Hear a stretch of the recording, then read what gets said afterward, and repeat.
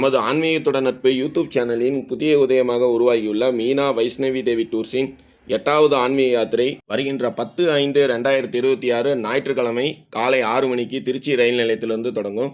இந்த ஆன்மீக யாத்திரையில் நாம் தரிசனம் செய்ய இருக்கின்ற ஆலயத்தை பார்க்கலாம். மணச்சநல்லூரில் அருள் பாலிக்கக்கூடிய பூமிநாதர் ஆலயம், அடுத்ததாக தேனூரில் அருள் பாலிக்கக்கூடிய நந்திகேஸ்வரர் ஆலயம், அடுத்தது வாழும் காலத்தில் ஒரு முறையாவது திருவள்ளரை சென்றாயா அப்படின்னு சொல்லி நம்மளோட இறுதி காலம் முடிந்ததும் யமதூதர்கள் கேட்பாங்க. அந்த திருவள்ளரையில் அருள் பாலிக்கக்கூடிய வடஜம்புநாதர் மற்றும் புண்டரீகாட்ச பெருமாள் ஆலயத்தை தரிசனம் பண்ணுறோம். அடுத்தது பகலவாடியில் அருள் பாலிக்கக்கூடிய ராசி சக்கர கோயில், ரேவதி நட்சத்திரத்தில் பிறந்தவர்கள் வழிபாடு செய்ய வேண்டிய காரைக்குடி கைலாசநாதர் ஆலயம், ருத்ரகாசி என்று அழைக்கக்கூடிய மங்களம், அதன் பிறகு தாத்தையங்கார்பேட்டையில் அருள் பாலிக்கக்கூடிய காசி விஸ்வநாதர் கோயில். இந்த தளத்தில் பார்த்தோம் அப்படின்னா ரேவதி நட்சத்திரத்தில் பிறந்தவங்க வழிபாடு செய்ய வேண்டிய பஞ்சமுக பைரவர் அருள் பாலிக்கிறாங்க. இந்த ஒரு நாள் யாத்திரைக்கான பயண கட்டணம் ரூபாய் 2000. இந்த பயண கட்டணத்தில் காலை உணவு, மதிய உணவு, மினரல் வாட்டர், மாலை தேநீர் அல்லது காப்பி வழங்கப்படும். சுற்றி பார்க்க வேன் வசதி ஆகியவை இந்த பயண கட்டணத்தில் அடங்கும்.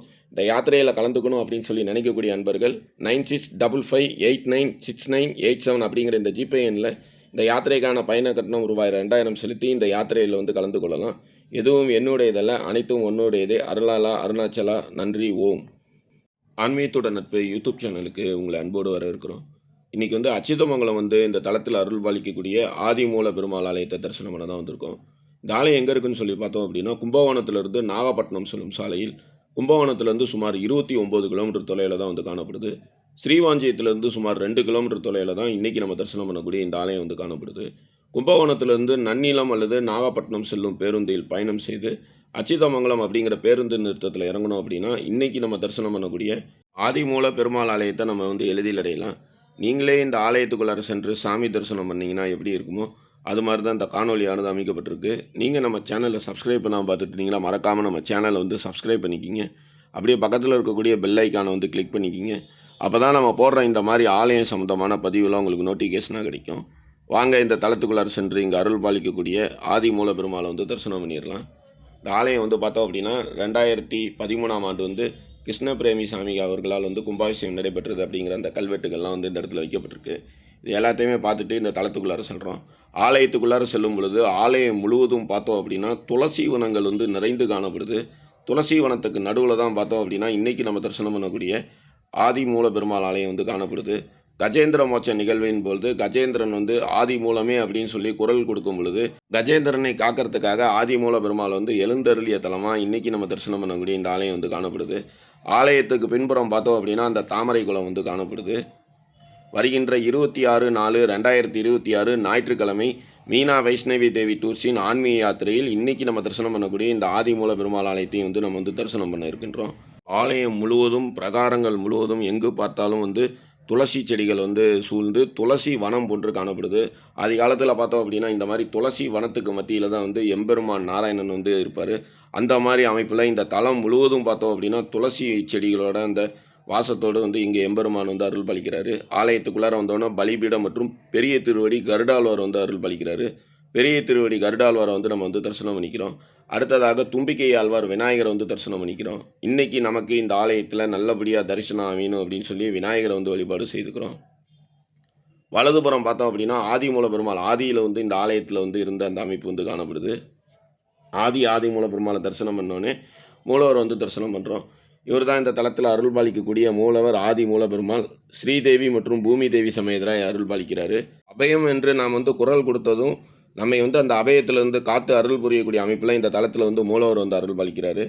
மூலவர் இப்போ நம்ம நல்லா தரிசனம் பண்ணியாச்சு. இப்போ இந்த ஆலயத்தோட சிறப்புகள் வரலாறு எல்லாத்தையும் பார்த்துட்டு ஆலயத்தோட பிரகாரங்களை வளரும் போது மேலும் இந்த ஆலயத்தோட சிறப்புகள்லாம் நம்ம பார்க்கலாம். திருவாரூர் மாவட்டம் அச்சுதமங்கலம் அமைந்துள்ள ஆதிமூல பெருமாள் இது பல நூற்றாண்டுகளுக்கு முன் இது ராஜா காலத்தில் கட்டப்பட்ட கோயில். சுமார் இந்த ஆலயத்தின் பின்புறம் பஞ்சபாண்டவர்கள் தங்கியிருந்ததாக ஐதீகம் உள்ளது. தர்மேஸ்வரர் என்ற கோயில் அமைந்துள்ளது. அந்த கோயிலில் பஞ்சபாண்டவர்கள் தங்கி அர்ஜுனன் இந்த பின்புறம் ஒரு பானம் போட்டு அதில் வரும் தண்ணியை எடுத்து சிவனுக்கு அபிஷேகம் செய்து வழிபட்டு வந்திருக்கார்கள். அதுக்கான ஐதீகம் இந்த கோயில் இப்போ அரசாங்கத்தினால் கட்டப்பட்டு வருகிறது. அந்த கோயில் அதனால் இந்த ஊர் அரிச்சுனன் மங்கலம் என்று முன்னொரு காலத்தில் இருந்தது. இப்போது அது மாறி அச்சுதமங்கலம் என்று வருகிறது. அதில் அது தாமர தடாகமாக ஏற்பட்டு பல ஆயிரம் வருஷமாக இன்றும் அதில் தாமரை வளர்ந்து வருகிறது. சுமார் ஒரு 3 ஏக்கர் குளம் உள்ளது. அதில் அந்த காலத்தில் கஜேந்திரன் சாபத்தினால் கஜேந்திரன் யானையாகவும், யானை இன்னொன்று முதலை இந்த தாமிர தடாகத்தில் அது சாபத்தினால் அது இருந்ததாகவும், அப்பொழுது யானை தனம் தாமரை பிடித்து பெருமாளுக்கு வழிபட்டு வந்துள்ளது. அப்பொழுது யானை காலை முதலை பிடித்ததாகவும், அப்பொழுது யானை பல தெய்வங்களை அழைத்தும் ஒருவரும் வரவில்லை. அப்போ ஆதி மூலமே என்று சொன்னதும் பெருமாள் கருடன் வாகனத்தில் சக்கரத்துடன் அந்த முதலையை வதம் செய்து யானையை மீட்டுள்ளார். 2 பேருக்கும் சாம விமோசனம் கொடுத்து சென்று விட்டார்கள். அப்பொழுது ஆதிமூல பெருமாள் என்பவர் இந்த கோயிலில் தனி பெருமாளாக அமைந்துள்ளார். இப்பொழுது ஒரு 13 ஆண்டுகளுக்கு முன் முரளிதரன் சுவாமி கிருஷ்ணபிரேமி அவர்களால் இந்த கோயிலை புதுப்பிக்கப்பட்டு குடமுழுக்கு செய்து வருகிறார்கள். இங்கு வருவோர்கள் எல்லோரும் கடன் தொல்லை, அது குழந்தை இல்லாமை, அது மற்றும் இன்னும் சொல்ல போனால் 16 செல்வங்களும் ஏற்படும் இந்த ஆலயத்திற்கு. இதற்கு உதாரணமாக கோயம்புத்தூர், திருப்பூர் என்று தொழிலதிபர்கள் சென்று வழிபட்டு செல்கிறார்கள். அச்சுதமங்கலம் கிராமம் கும்பகோணம், அந்நிலம், நாகப்பட்டினம் மெயின் ரோடில் அமைந்துள்ளது. இப்பெருமாள் கோயில் பன்னெடுங்காலமாக ஏற்பட்டு ஆதிமூல பெருமாள் ஆதி பெருமாள் சிலையை பல ஆண்டுகளுக்கு முன்பு ஒரே கல்லில் உருவம் முன்பக்கமும் பின்பக்க அடைப்பும் உள்ளதனால பல நூற்றாண்டுகளுக்கு முன்னால் இக்கோயில் இருந்துள்ளது. 1935 என் தகப்பனாரனுடைய தகப்பனாருக்கு பாட்டனார் அவர்கள் இக்கோயிலை புதுப்பித்து கும்பாபிஷேகம் செய்ய ஏற்பாடு செய்த காலத்தில் அவர்கள் காலமான விட்டதால் என்னுடைய தகப்பனார் அதை தொடர்ந்து செய்து கும்பாபிஷேகம் நடைபெற்றுள்ளது.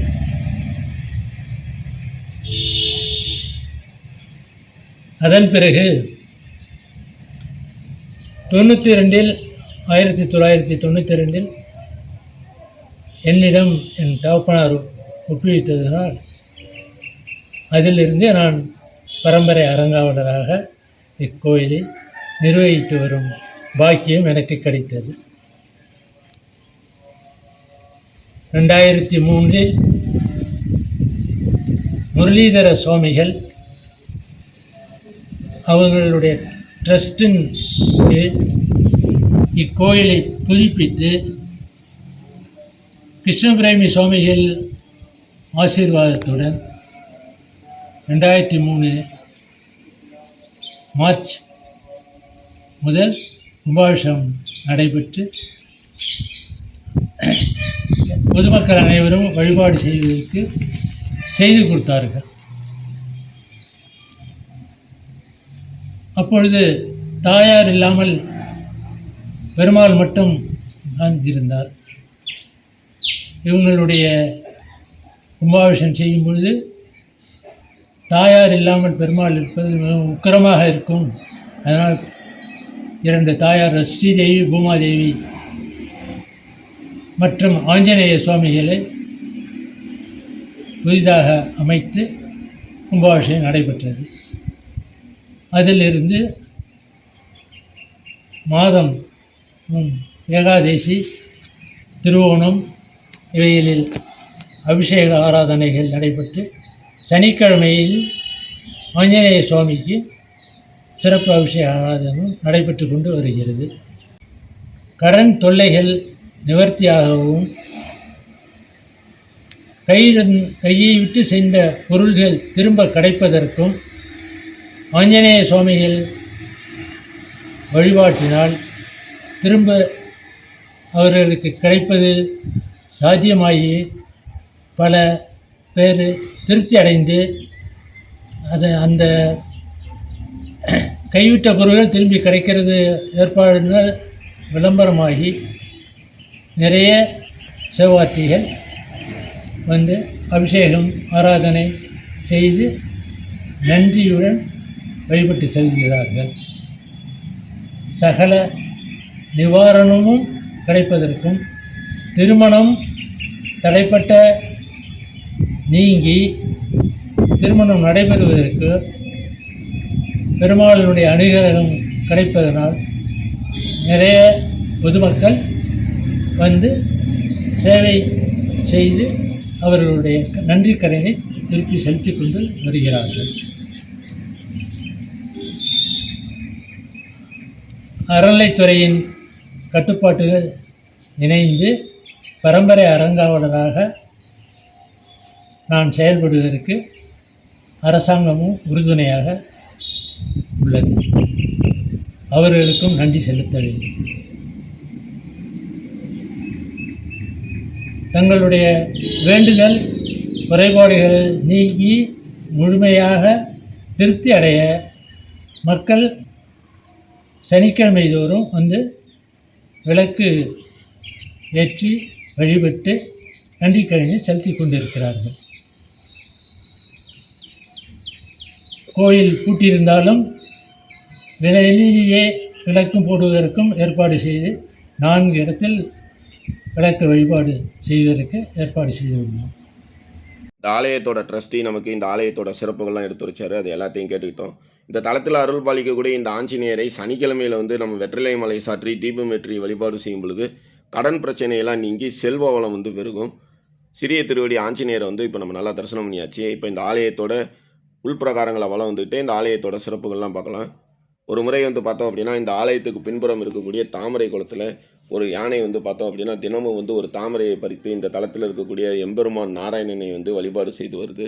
ஒரு முறை வந்து அவ்வாறு வந்து தாமரையை பறிக்கிறதுக்காக தாமரை குளத்துக்குள்ளார அந்த யானை இறங்கும் பொழுது அந்த குளத்தில் இருந்த அந்த முதலை வந்து அந்த யானையோட காலை வந்து கவ்வி அந்த தண்ணிக்குள்ளே வந்து இழுத்து அந்த யானையை வந்து சாகடிக்க பார்க்குது. உடனடியாக அந்த யானையை வந்து ஆதி மூலமே அப்படின்னு சொல்லி எம்பெருமான் நாராயணனை வந்து அபய குரலில் வந்து கூப்பிடுது. தன்னோட பக்தர்களுக்கு வந்து ஒரு பிரச்சனை அப்படின்னா உடனடியாக வந்து காக்கக்கூடிய எம்பெருமான் நாராயணன் கஜேந்திரன் விடுத்த அந்த அபய குரலிருந்து கஜேந்திரனை வந்து காக்கிறதுக்காக உடனடியாக கருட வாகனத்தில் வந்து பறந்து வந்து தன் கையில் இருக்கக்கூடிய பிரயோக சக்கரத்தை வந்து முதலையின் மீது வந்து செலுத்தி அந்த முதலையை வந்து சம்காரம் செய்து கஜனை வந்து காத்த தலமாக இன்றைக்கி நம்ம தரிசனம் பண்ணக்கூடிய அச்சிதமங்கலத்தில் இருக்கக்கூடிய இந்த ஆதி மூல பெருமாள் ஆலயம் வந்து காணப்படுது. ஆலயத்தோட பிரகாரங்கள் முழுவதும் பார்த்தோம் அப்படின்னா துளசி செடிகள் வந்து சூழ்ந்து துளசி வனமாகவே வந்து காணப்படுது. இந்த துளசி வனத்துக்கு மத்தியில் சென்றோம் அப்படின்னா அந்த தாமரை குளத்தையும் வந்து ஆலயத்துக்கு பின்புறம் வந்து நம்ம வந்து தரிசனம் பண்ணலாம். அகத்திய முனிவரிடமிருந்து சாபம் பெற்ற அந்த ஒரு மன்னனே வந்து யானையாக வந்து பிறந்ததாக சொல்லப்படுது. அதே மாதிரி ஒரு முதலையை வந்து பார்த்தோம் அப்படின்னா கந்தர்வனாக இருப்பாப்பில் அவரும் வந்து ஒரு முனிவரோட சாபத்தினால் முதலையாக பிறக்கிறாங்க. இவங்க இருவரோட சாபத்தையும் வந்து விமோசனம் அளிக்கும் பொறுத்து இந்த கஜேந்திர மோட்சம் வந்து நிகழ்ந்ததாக வந்து சொல்லப்படுது. அளவுக்கு அதிகமான மனத்துயரங்கள் மற்றும் பண கஷ்டத்தால் பாதிக்கப்பட்டவர்கள், கடன் தொல்லையால் பாதிக்கப்பட்டவர்கள் சனிக்கிழமை இந்த தலத்துக்கு வந்து இந்த தலத்தில் அருள் பாலிக்கக்கூடிய ஆதிமூல பெருமாள் ஸ்ரீதேவி மற்றும் பூமி தேவியை வந்து வழிபாடு செய்து இந்த ஆலயத்தில் இருக்கக்கூடிய சிறிய திருவடி ஆஞ்சநேயருக்கு வந்து வெற்றிலை மாலை சாற்றி நெய் தீபம் வெற்றி வழிபாடு செய்யும் பொழுது எவ்வளோ கடன் பிரச்சனை இருந்தாலும் நம்மை விட்டு நீங்கும். ஆலயத்தோட பின்புறத்தில் பார்த்தோம் அப்படின்னா அந்த தாமரை குளம் வந்து காணப்படுது. பஞ்ச பாண்டவர்கள் வந்து தங்கியிருந்து வழிபாடு செய்த தலமாகவும் இந்த ஆலயம் வந்து காணப்படுது. அதே மாதிரி பஞ்ச பாண்டவர்களில் ஒருவரான அர்ஜுனன் வந்து வழிபாடு செய்த ஊர் அப்படிங்கிறதுனால அர்ஜுனன் பூஜை செய்த ஊர் அப்படிங்கிறதுனால இந்த ஊர் வந்து பார்த்தோம் அப்படின்னா அச்சுதமங்கலம் அப்படின்னு சொல்லி அழைக்கப்படுது. அதாவது வந்து அச்சுதன் வந்து பல ஆண்டுகள் வந்து தங்கியிருந்து பூஜை செய்த தலமாக இந்த ஆலயம் வந்து காணப்படுது. மேலும் இந்த தலத்தில் வந்து பஞ்ச பாண்டவர்கள் வந்து வழிபாடு செய்து தங்கள் இழந்த அனைத்தையும் வந்து திரும்ப பெற்ற தலமாக காணப்படுது. அதாவது வந்து போருக்கு முன்னாடி பஞ்ச பாண்டவர்கள் வந்து இந்த ஆலயம் இருக்கக்கூடிய பகுதியில் பல ஆண்டுகள் வந்து தங்கியிருந்து வழிபாடுகள் செய்து அதன் பிறகு வந்து அந்த போருக்கு சென்று அந்த போரில் வந்து வெற்றி அடைந்து தங்கள் வாழ்வில் இழந்த அனைத்தையும் வந்து பெற காரணமான தலம் அப்படிங்கிறதுனால இந்த தலத்தில் வந்து நம்ம வழிபாடு செய்யும் பொழுது நம் வாழ்வில் இழந்த அனைத்தும் நமக்கு வந்து கிடைக்கும். அதே மாதிரி ஆபத்தான நேரத்தில் வந்து நம்ம வந்து பெருமாளை நோக்கி வந்து நாராயணா அப்படின்னு வந்து ஒரு குரல் கொடுத்தாலும் நம்மை வந்து அந்த ஆபத்திலிருந்து காத்து அருள் புரியக்கூடிய அந்த அமைப்பில் வந்து காணப்படுறாரு. வழிபாடு செய்கிறது வந்து எந்த உயிராக இருந்தாலும் பெருமாள் வந்து உடனடியாக காப்பார் அப்படிங்கிறதுக்கு எடுத்துக்காட்டு அந்த கஜேந்திர மோட்ச நிகழ்வு தான். கஜேந்திரன் அப்படிங்கிற அந்த யானை வந்து தனக்கு ஆபத்து ஏற்படக்கூடிய நேரத்தில் வந்து ஆதி மூலமே அப்படின்னு வந்து குரல் கொடுத்ததும் எம்பெருமான் நாராயணன் வந்து அந்த கஜனையை வந்து காத்த தலமாக இன்றைக்கி நம்ம தரிசனம் பண்ணக்கூடிய இந்த ஆலயம் வந்து காணப்படுது. ஆலயம் முழுவதும் பார்த்தோம் அப்படின்னா அந்த காலத்தில் எப்படி துளசி வனங்கள் வந்து ஒரு ஆலயத்தில் வந்து இருந்து காணப்படுமோ, அதாவது வந்து ஒரு சுயம்பு பெருமாள் இருக்காருன்னா துளசி வனத்துக்கு மத்தியில் சுயம்பு பெருமாள் நம்ம வந்து கேள்விப்பட்டிருப்போம். அந்த மாதிரி வந்து ஆலயத்தை சுற்றிலுமே வந்து பார்த்தோம் அப்படின்னா துளசி செடிகள் வந்து நிறைந்து காணப்படுது. அச்சுதமங்கலத்தில் அருள் பாலிக்கக்கூடிய ஆதிமூல பெருமாள் ஆலயத்தை நம்ம நல்லா தரிசனம் பண்ணியாச்சு. இந்த வீடியோ பிடிச்சிருந்தது அப்படின்னா உங்கள் ஃப்ரெண்ட்ஸ் எல்லாருக்கும் ஷேர் பண்ணுங்கள். மறக்காமல் நம்ம சேனலை வந்து சப்ஸ்கிரைப் பண்ணிக்கிங்க. மறுபடியும் இதே மாதிரி சிறப்பு வாய்ந்த இன்னொரு ஆலயத்தில் நம்ம எல்லோரும் சந்திக்கலாம். நன்றி, வணக்கம்.